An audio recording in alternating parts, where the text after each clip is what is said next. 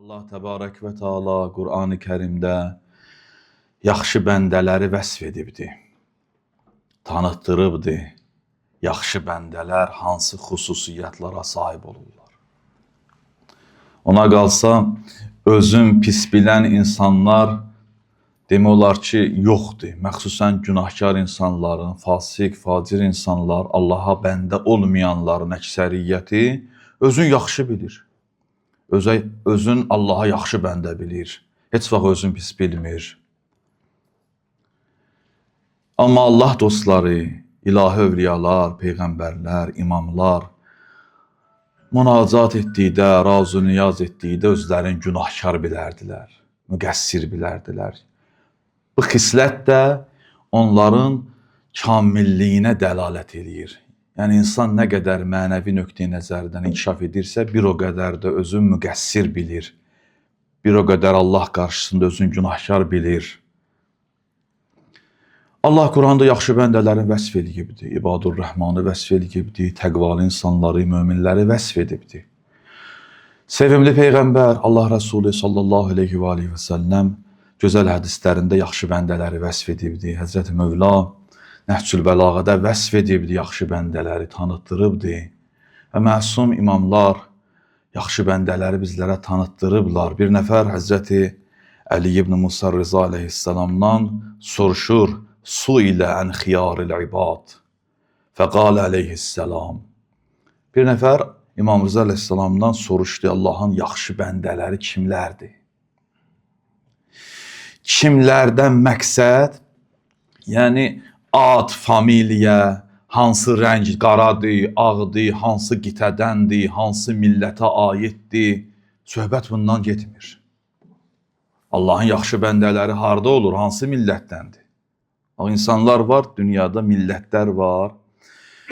Məsələn, bu Yəhudilər, Siyonistlər, bunların əqidəsi budur ki, həqiqi mənada insanlar büzük. Siyonistlər belə fikirləşir. Ondan qalanlar insan hökmünü daşımır. Allah onları insan şəklində yaradıbdır ki, biz qorxmayaq. Onlar bizə xidmətçi olmalıdırlar. Əsl insanlar büzük. Yer üzərində insan kimi yaşamalı insanlar büzük. Məsələn, Almanlar və başqa millətlər tarixən bu cür danışıblar, deyiblər ki, biz başqa xalqlardan üstünük. Məsələn, ərəblər bir dövr özlərini əcəmdən üstün bilərdilər. Yaxşı bəndələr hansı qitədə yaşayırlar? Hansı millətə məxsusdurlar? Hansı rəngdə olurlar? Hansı zahiri görkəmdə olurlar? Dində bu barədə heç bir şey yoxdur və dinimiz belə bir məsələyə dəyər vermir. Allah yanında belə bir şeylər yoxdur. Allah baxmır ki, bu hara vətəndaşıdır. Balam, sənin pasportun haradır? Buna baxır, yox. Hansı qitədənsən, nə bilim, hansı millətdənsən, rəngin ağdır, qaradır, sarıdır. Bu məsələlər Allah yanında heç bir dəyər kəsb etmir. İnnə əkrəməkum indəllah ətqakum. Allah yanında ən əzizli, ən hörmətli, izzətli olanlar təqvalı insanlardırlar. Sizin ən əziz olanlarınız Allah yanında sizlərin təqvalılarınızdır. Bir nəfər soruşur İmam Rıza aleyhisselamdan, Allah bəndələri kimlərdirlər? Kimlərdirlər izah elədi. Yəni, hansı xüsusiyyətlərə malik olurlar? Nəinki hansı pasport, hansı qitədən, hansı rəngdən, hansı millətdən? Həzrəti Rıza aleyhisselam bir neçə xüsusiyyət vurğuluyur. Allahın yaxşı bəndələrini bizlərə tanıtdırır. Buyurur, Əl-ləzīnə İzə əhsənus təbşəru. Allah bəndələri o kəslərdilər ki, yaxşılıq etdikdə, yaxşı iş gördükdə xoşhal olarlar. Nəinki məğrur olarlar, ha? Yox, məğrur olmazlar onlar. Məğrur olsunlar, qürrələnsinlər, xeyr. Xoşhal olarlar, sevinərlər.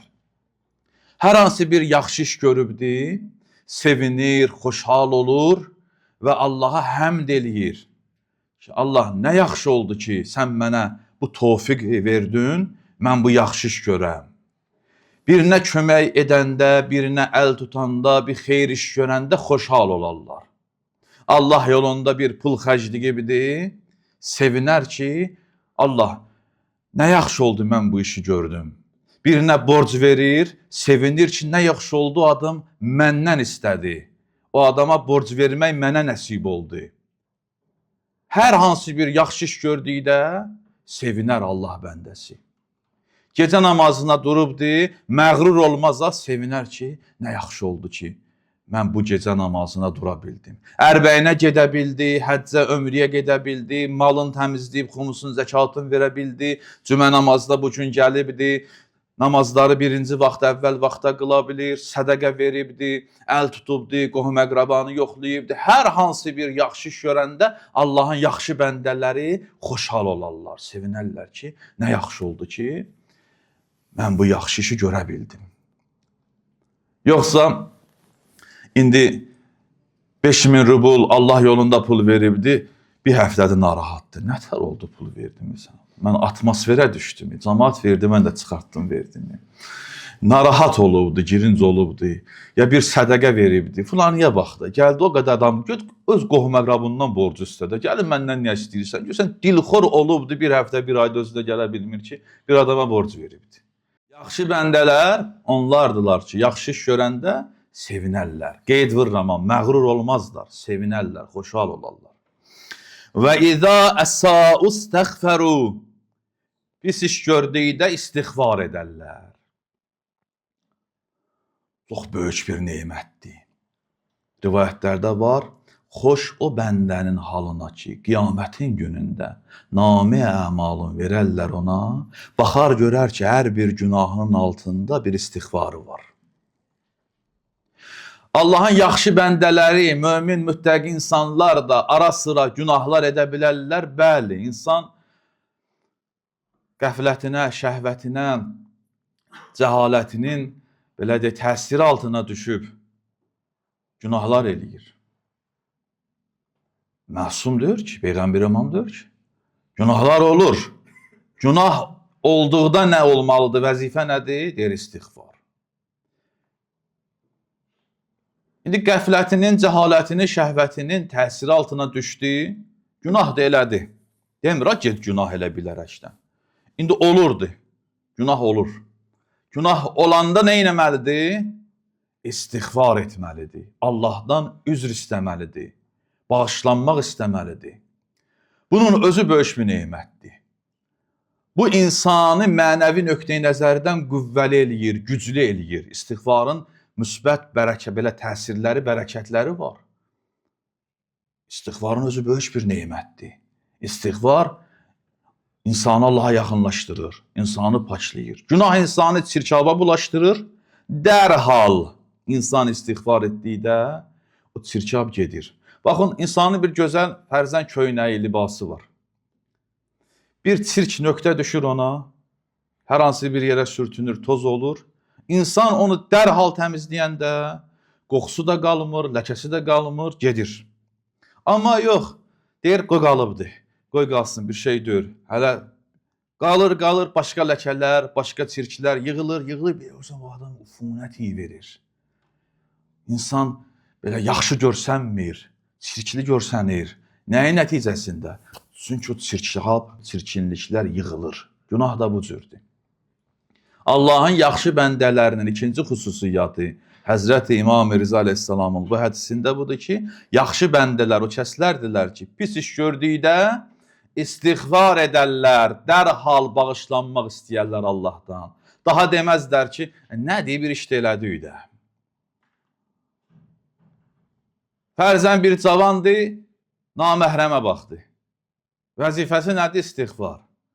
Amma indi deyək ki, bir naməhrəm idi baxdıq da, millət belə deyək, oyun qalmayıb çıxardır.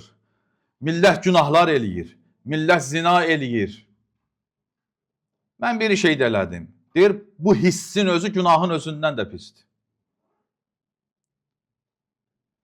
Bəli, ikinci xüsusiyyət budur ki, Allahın yaxşı bəndələri pis iş görəndə istiğfar edərlər. Və izə u'tu şəkəru, Allahın yaxşı bəndələrinə bir şey versələr, Allahın yaxşı bəndələri təşəkkür edərlər,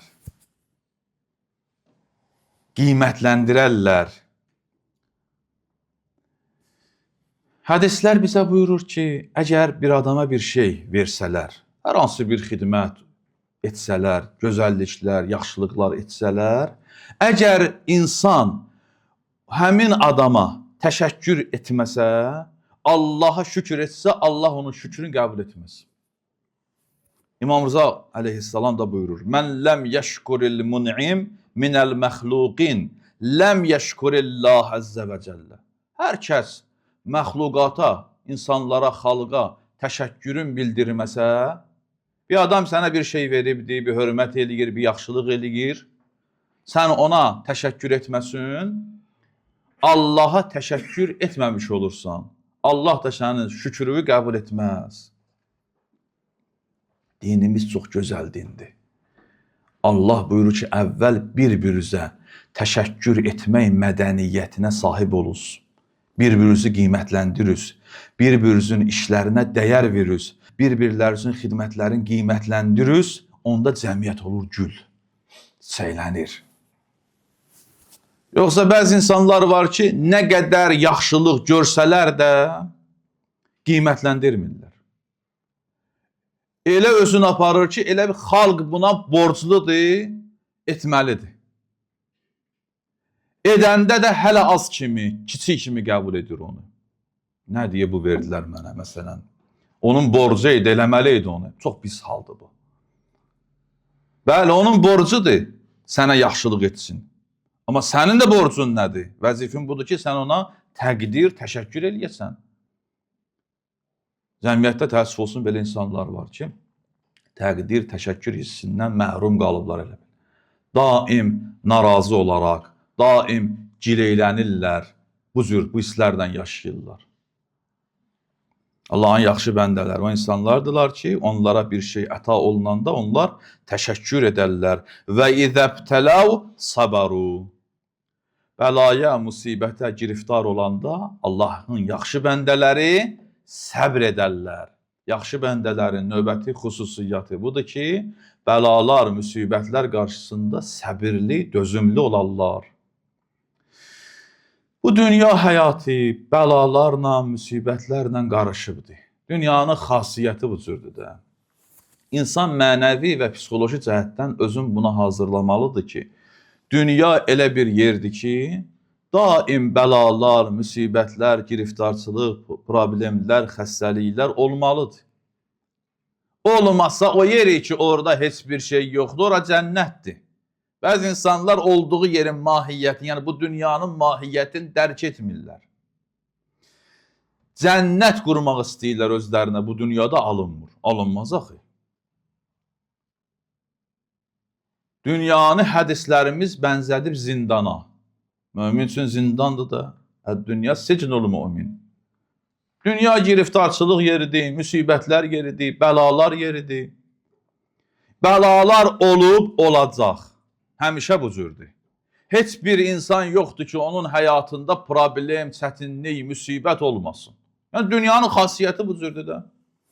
Baxın, atalarımız, analarımız, babalarımız ölüb dünyadan gedirlər. Biz özümüz, yaxınlarımız xəstələndik. Başımıza istəmədiyimiz hadisələr gəlir qəza-u qədər. Biz bunu praktik olaraq müşahidə edirik. Bizdən sonraçıların da başına gələcək bu cür hadisələr. Bizdən qabaqçılar da bu cür hadisələrlə yaşayıb gediblər. Bu təcrübədir də. Elə bir insan tapa bilməzsən ki, onun həyatında müsibət, problem olmasın. Allahın yaxşı bəndələrinin növbəti xüsusiyyəti budur ki, bəlaların, müsibətlərin qarşısında səbirli olarlar, dözərlər. Amma var insanlar, bir çox insanlar ki, bəlalara, müsibətlərə dözə bilmirlər, depresiya düşürlər, Allaha üsyan edirlər, namazı buraxırlar, pis hallar yaşanır, ailələr dağılır. Bir müsibətin, məsələn, fərzən Allah heç ata-anıya cavan dağı göstərməsin. Olubdur, mən görmüşəm. Bir ailədir, bir cavan uşaq avtoqəzada dünyadan getdi. Bir uşağın, belə deyək, dünyadan getməsi bütün ailənin dağılmasına səbəb olur.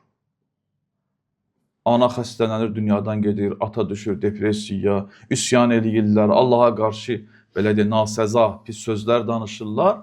Nə olur axır? Heç bir şey, sən onu qaytara bilərsən, yox. Amma Allahın yaxşı bəndələri bu prinsiplə yaşayırlar. İnna lillah və inna ileyhi raciun.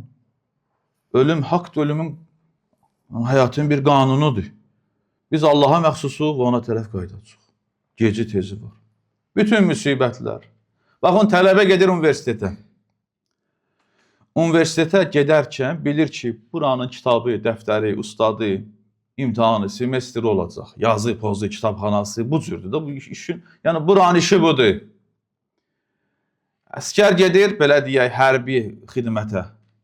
Cavan gedir hərbi xidmətə, əskərliyə. Bilir ki, oranın şaqatı var, naryatı var, nə bilim, zəhməti var, silahı var, sürünməyi var, gecənin oyaq qalması var. Bunu bilməlidir də, bilir.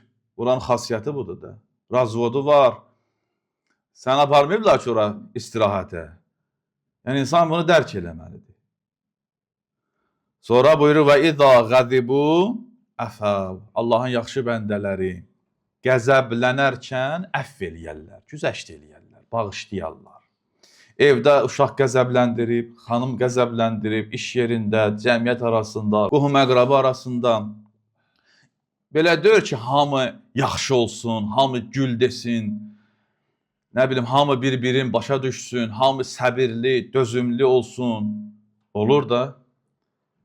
Balans pozulur, insan qəzəblənir. Allahın yaxşı bəndələri də qəzəblənərlər, deyir, bəli. Amma qəzəbləndikdə özlərin kontrol edərlər. Qarşı tərəfi bağışlaya bilərlər, güzəşt eləyə bilərlər. Allah'ın verəm, öz izzət kərəminə bizləri özünün yaxşı bəndələrindən qərar versin. İnnə əhsənəl hədis və əbləğəl məv'izə kitabullah azzə və cəl. Əuzu billahi minəşşeytanirracim. Bismillahirrahmanirrahim. İnna a'taynakəl kəvsər. فَصَلِّ لِرَبِّكَ وَانْحَرْ إِنَّ شَانِيَكَ هُوَ الْأَبْتَرُ. صَدَقَ اللّٰهُ الْعَلِيُّ الْعَظِيمُ.